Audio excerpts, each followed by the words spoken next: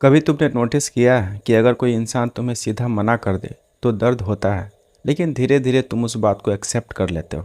लेकिन अगर वही इंसान तुम्हें इग्नोर करना शुरू कर दे, तुम्हारे मैसेज का रिप्लाई ना करे, तुम्हारी बात का जवाब भी ना दे, या तुम्हारे होने और ना होने से जैसे कोई फ़र्क ही ना पड़े, तो उस फीलिंग से बाहर निकलना बहुत मुश्किल हो जाता है। और सबसे अजीब बात यह है कि इग्नोर किए जाने का दर्द सिर्फ रिलेशनशिप तक लिमिटेड नहीं रहता।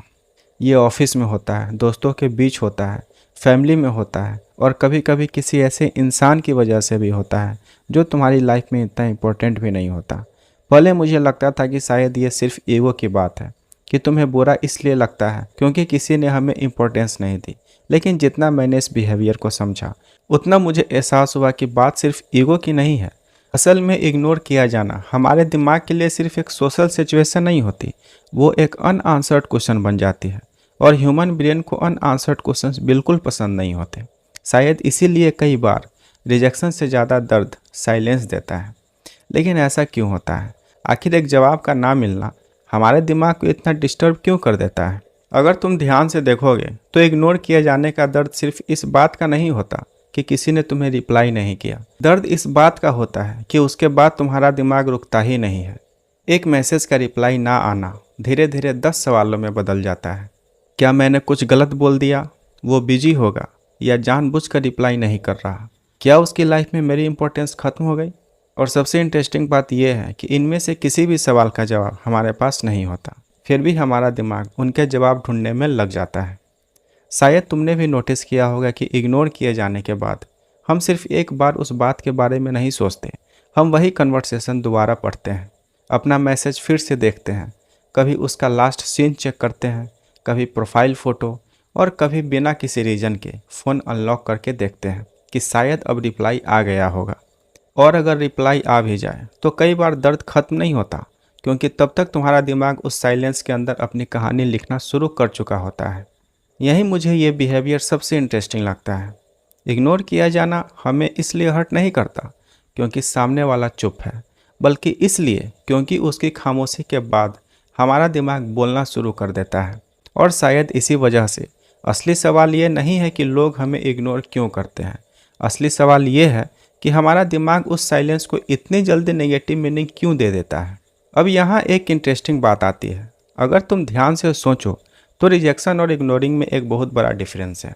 जब कोई तुम्हें रिजेक्ट करता है तो दर्द ज़रूर होता है, लेकिन उस दर्द के साथ एक आंसर भी मिल जाता है।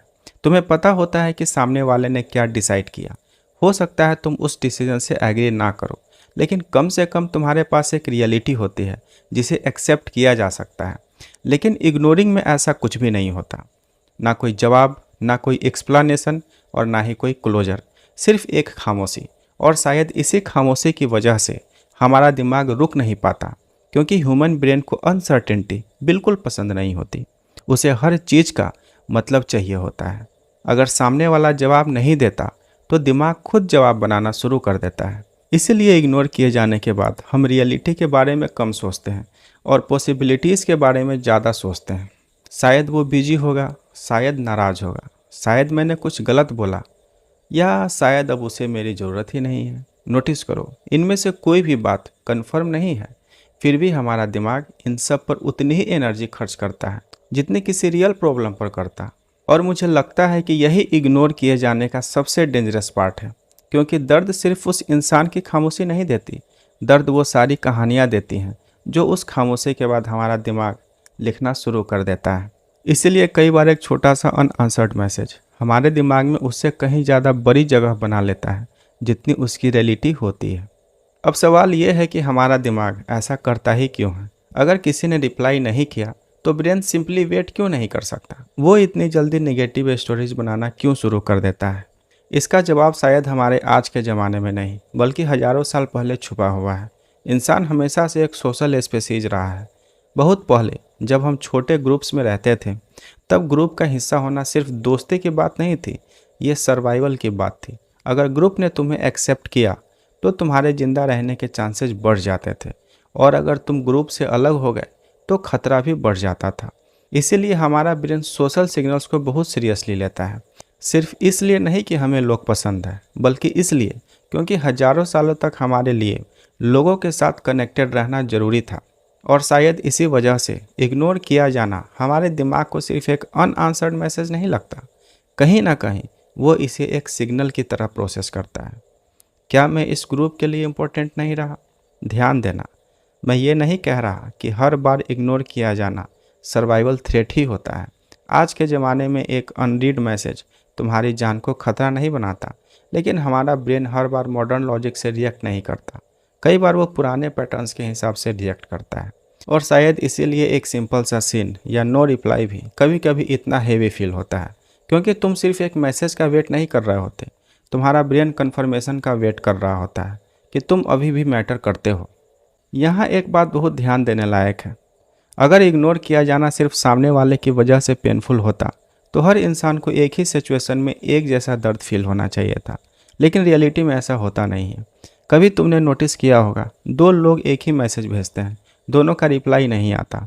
एक इंसान फ़ोन साइड में रखकर अपना काम करने लगता है, और दूसरा इंसान अगले 2 घंटे उसी मैसेज के बारे में सोचता रहता है।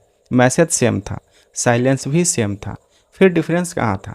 मुझे लगता है डिफरेंस उस इंसान में नहीं था जिसने रिप्लाई नहीं किया, डिफरेंस उस मीनिंग में था जो दोनों दिमाग उस साइलेंस को दे रहे थे।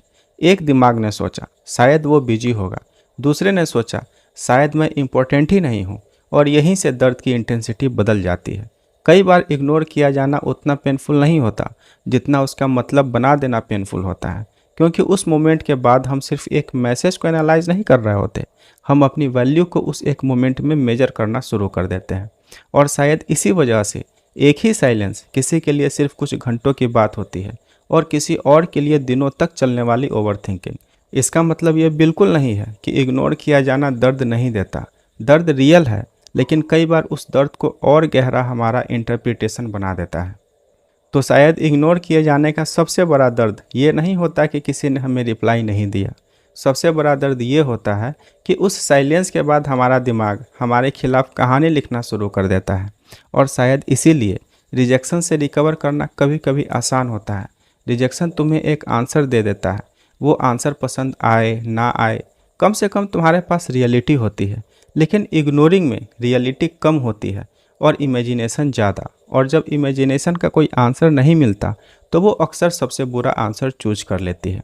इसका मतलब ये नहीं है कि हर बार तुम्हारा दिमाग गलत होता है, कभी कभी सामने वाला सच में इग्नोर कर रहा होता है, लेकिन हर साइलेंस का मतलब रिजेक्शन भी नहीं होता, और यही बात हमारा दिमाग सबसे पहले भूल जाता है।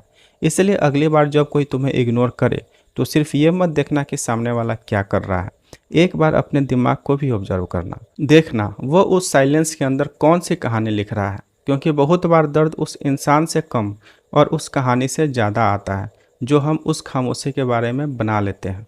और शायद इसीलिए रिजेक्शन तुम्हें एक आंसर दे देता है, लेकिन इग्नोरिंग तुम्हारे दिमाग को कहानी लिखने का मौका दे देती है। और कभी कभी हमारे दिमाग की लिखी हुई कहानी रियलिटी से कहीं ज़्यादा पेनफुल होती है। अगर तुम्हें यह वीडियो अच्छी लगी हो तो एक लाइक ज़रूर करना और चैनल को सब्सक्राइब करना। मिलते हैं अगले वीडियो में, तब तक के लिए टेक केयर।